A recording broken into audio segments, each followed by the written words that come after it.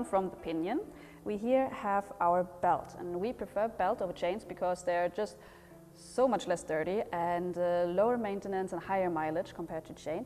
And this one is special because this one is the Gates Carbondrive CDX, which is provided to us by Universal Transmissions.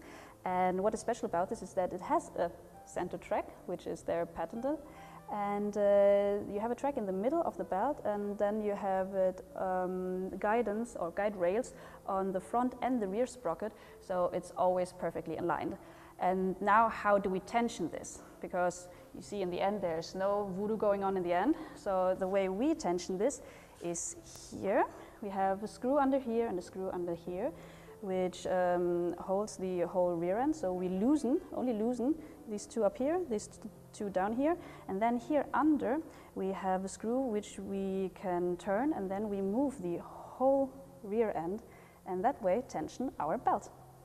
That's pretty smart, huh?